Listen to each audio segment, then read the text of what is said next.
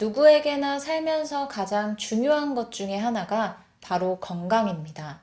건강한 삶을 유지해 나가기 위해 각자 생활 속에서 여러 가지를 실천하고 계실 것 같습니다. 식사를 거르지 않고 시간에 맞춰서 잘 챙겨 드시는 것도 중요하고, 일하며 분주하게 지나가는 하루 속에 시간을 내서 틈틈이 운동을 하는 생활 습관도 건강을 유지하는 데 큰 도움이 됩니다. 사람마다 가지고 있는 크고 작은 질병들이 있습니다. 특히 꾸준하게 관리가 필요한 대표적인 만성질환이 있는데요. 고혈압과 당뇨입니다. 혈압 조절과 당 수치가 올라가지 않도록 운동과 식습관을 잘 유지해야 하고, 병원에 방문해서 건강 상태도 주기적으로 확인하여 약을 처방받는다면 꾸준하게 잘 복용하는 것도 매우 중요합니다. 정부에서 지원을 확대한다는 소식을 발표했습니다. 연말 연초가 되면 여러 정부 지원 정책 내용이 전해집니다. 오늘 내용은 고혈압, 당뇨 있는 분들이라면 한 번씩 꼭 확인해 보시길 바랍니다. 1월부터 고혈압, 당뇨 있다면 이것 꼭 받으세요.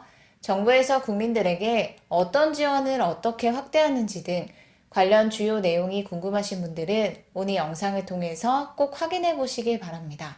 그럼 오늘도 끝까지 봐주세요.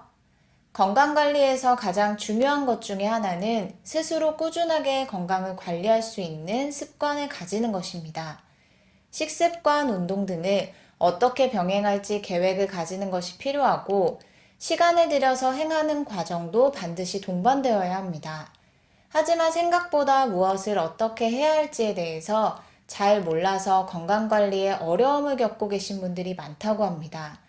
그리고 평소에 고혈압, 당뇨 등 만성질환을 가지고 계신 분들 중 위급한 상황이 생겼을 때 어떻게 대처해야 할지 막막하신 분들도 계실 거예요. 오늘은 고혈압, 당뇨 등 꾸준히 관리해야 하는 질환이 있는 분들이 알고 계시면 도움이 되실 만한 정부 지원 제도에 대해서 소개해 드리려 합니다.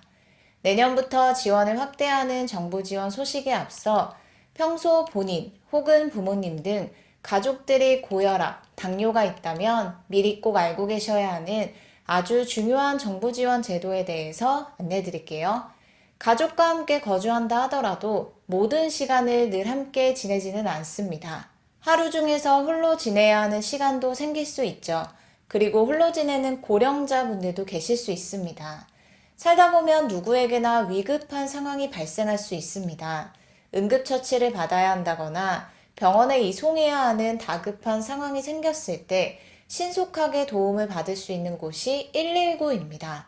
그런데 119 상황실에서 출동하기 전에 구급대원이 질병 및 특성을 미리 알고 출동한다면 훨씬 더 빠르고 신속하게 필요한 응급처치를 받거나 병원 이송이 가능해집니다.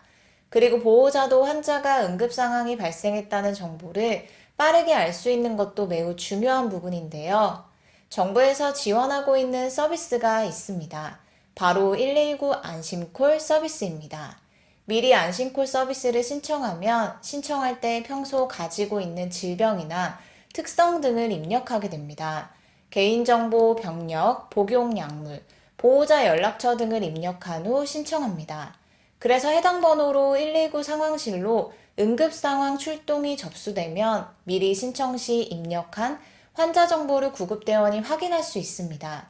등록된 개인정보를 참고 정보로 활용하는 것이지 이 정보에 전적으로 의존하는 것은 아닙니다. 하지만 미리 환자에 대한 정보를 알 수 있어서 골든타임을 놓치지 않는데 도움이 될 수 있습니다. 홀로 계신 부모님, 자녀 등 가족분들이 해당 서비스가 필요하다고 생각되시거나 본인에게 해당 서비스가 필요하다면 119 안전신고센터 홈페이지에 접속해서 미리 꼭 신청하시길 바랍니다. 신청해야 받을 수 있는 정부 지원이라는 점도 꼭 기억하시길 바랍니다. 다음은 내년 확대하는 또 다른 정부 지원 소식을 전해드릴게요. 국민건강보험공단에서 2019년부터 시범사업을 추진하고 있는 정부 지원 제도가 있습니다. 기존에는 10개 지역에서만 시행되어 왔는데요. 2024년부터 지원받을 수 있는 시범 지역을 대폭 확대했습니다. 109개 시군구에서 지원금을 지급하는 것으로 확대한 것인데요. 먼저 어떤 지역들이 해당되는지 살펴보겠습니다. 경남은 김해시, 양산시 등 5개 지역, 강원은 강릉시, 원주시 2개 지역으로 대폭 확대되었습니다.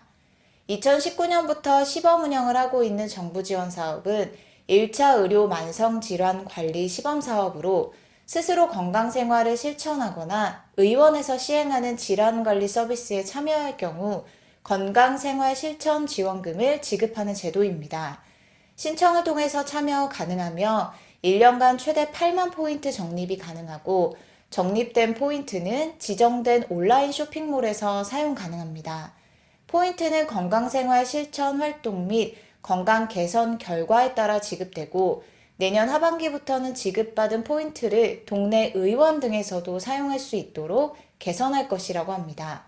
해당 시범사업에 등록하면 문진, 신체검사, 임상검사 등을 바탕으로 환자별로 맞춤형 질환관리 목표, 약물요법, 생활습관 개선 목표 등을 관리해드립니다. 또한 질환의 이해도를 높이는 기본교육, 상담 등도 연 1회에서 8회 진행합니다. 지원 대상은 예방형과 관리형으로 나누어집니다. 예방형은 일반 건강검진 수검자 중 건강위험 그룹에 해당하고 관리형은 1차 의료 만성질환 관리 시범사업에 등록한 환자가 대상입니다.